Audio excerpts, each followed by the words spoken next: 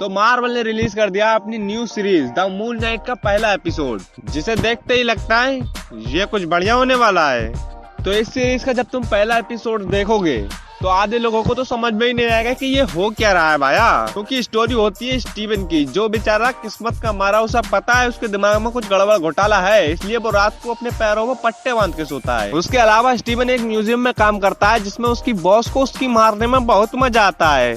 लेकिन इन सबके बाद भी एक बंदी है जो हमारे प्यारे स्टीवन भैया के साथ में डेट पे जाना चाहती है, और स्टीवन भैया भी उसके साथ जाने में बिल्कुल राजी हैं। इसीलिए वो रात को जागते रहने की कोशिश करता है, क्योंकि उसने भी एक कहावत सुनी है कि जो सोबत है वो अपनी सेटिंग को खोबत है। मतलब यही कि स्टीवन को पता है अगर वो सो गया तो उसके दिमाग में हो जाएगा शॉर्ट सर्किट, और वो कब और कहाँ उठेगा ये तो उसे भी नहीं पता। लेकिन बहुत कोशिशों के बाद भी वो सो जाता है, और जब वो उठता है तो एक अलग ही गाँव में उठता है, वो भी एक टूटे हुए जबड़े के साथ। और कुछ हरामी लोग उसे मारने के लिए उसके पीछे दौड़ते हैं, और हमारे स्टीवन भैया भागते भागते पहुंच जाते हैं गांव के अंदर।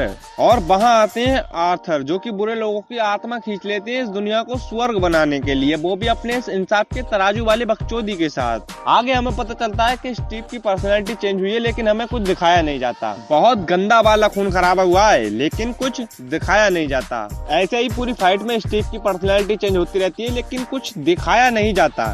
और फिर जब स्टीव भैया उठते हैं तो उन्हें लगता है कि ये सब एक सपना था, और वो ये सब सोच के हंसने लगते हैं। लेकिन कुछ देर बाद वो अपनी गोल्ड फिश को देखते हैं और समझ जाते हैं कि कुछ तो गड़बड़ है दया। मतलब यही कि वो समझ जाते हैं उनके साथ कुछ तो हुआ है, और तभी उन्हें अपने ही घर में एक सीक्रेट जगह मिलती है जिसमें एक चाबी और फोन मिलता है, और उस फोन पे लाइला नाम के कुछ ज्यादा नहीं 50-60 मिस कॉल होंगी बस।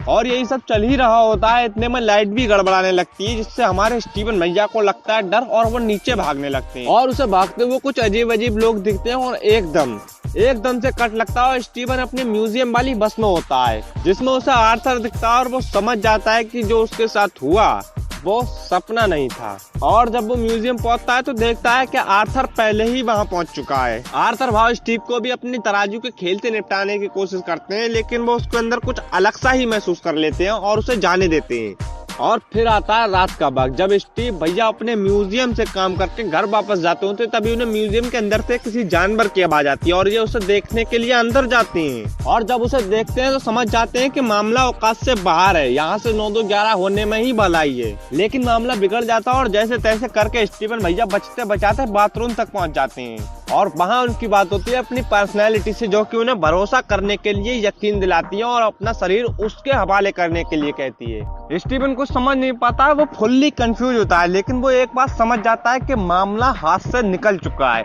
अगर उसकी बात नहीं मानी तो दोनों मारे जाएंगे, और वो अपना शरीर उसके हवाले कर देता है। और फिर एक धांसू एंट्री होती है अपने मूनलाइट की, जो कि उस कुत्ता भर देते हैं। और एपिसोड 1 की समरी यहीं खत्म हो जाती है। लेकिन मैं अपना पर्सनल ओपिनियन दूं तो भाई साहब ये सीरीज फाड़ू है। ये एमसीयू और बाकी सीरीज या मूवी से यूनिक है, कुछ अलग माल है ये। बाकी इस एपिसोड में तो खून खराबे को बहुत अच्छे से मैनेज किया है, लेकिन बेड़ू अपन सीधे साधा लौंडे नहीं है, अपन को और मांगता है बे।